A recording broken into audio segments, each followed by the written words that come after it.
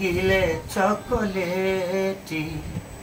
अरे 2 मिनट में 2 महीना में फूलल बापेटी ना। खेसारी भैया, बिहार के दर्शकों को सबसे ज्यादा इंतजार है घर भोज कब हुई? अरे को हम हमार घर ना संसद भवन हो गई हम तो पागल हो जाए। इतना न्यूज तो हमरा बुझाते जो संसद भवन के बनल है या तो हमारा घर के डेली न्यूज बन जाता।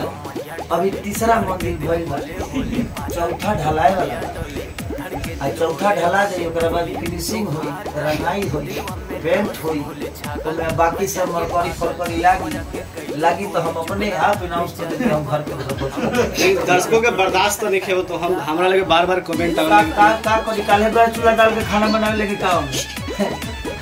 अरे ओकरा के ढलाए दलो, ओकरा में तनी सोफा तकिया लागे दलो, ओकरा बाद करबे नहीं कर। अनुमान तो कुछ होई 6 महीना साल भर अनुमान तो कुछ होई अनुमान का कहीं हो। अभी तो दुगो कॉलेज बनाओ तनी ओकरो घाटना अभी दुकान उनियो शुरू हो जाएगी।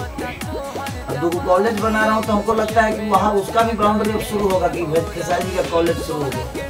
तो जिंदगी में चीजें होती है और इनका मेरा घर नहीं, इनके आशीर्वाद से बन रहा है। और मैं कितना दिन अपने घर में रहता हूँ, मैं कितना भी बेहतर चीजें बना दूँ अपने घर के लिए चाहे अपने परिवार के लिए, लेकिन ये उनके लिए ही हो सकता है। बस हाँ, इस बात की खुशी है कि अगर मैं बनाता हूँ तो उसमें रहने वाले मेरे पास लोग। अच्छी बात है, कॉलेज बनना चाहिए, एजुकेशन आगे बढ़े बिहार में। मैं बिहार कोशिश कर रहा हूँ कि मैं तो नहीं पढ़ा, लेकिन कुछ जो उस लेवल पे जिनके क्षमता नहीं है कि पढ़कर बड़ा हो सके, मैं कोशिश करूंगा कि अपने कॉलेज के माध्यम से उन बच्चों को जरूर भविष्य तय करने का। अब तो आप पटना के बारे में पटना में सरकारी नौकरी ज्वाइन कर लिया क्या? पहले हम पटना करना नहीं हो, पहले रजिस्टर्ड हो गए पहले अब रजिस्टर्ड हो गए। खेसारी जी, आज सैया की रोटी के 100 मिलियन के हम लोग काट रहे हैं, एक अंतरा में खड़ा हुए कल ही काटे थे। आज हम लोग अभी देख रहे हैं, हम लोग आज ही देख रहे हैं, कल नहीं देख पाए थे। एक अंतरा में से ज्यादा लगिले चॉकलेटी। अरे 2 मिनट में 2 महीना में फूलल बापेटी।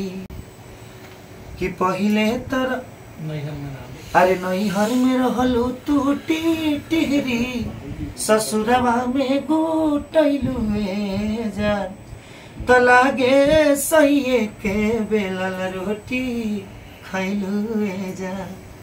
बस यही था। अब गाला बहुत पसंद। Thank you sir, thank you. पूरा सिनेमा के डबिंग का क्या होता नहीं, सिनेमा के गाना का क्या होता नहीं, फिर जाए के बाद गावे।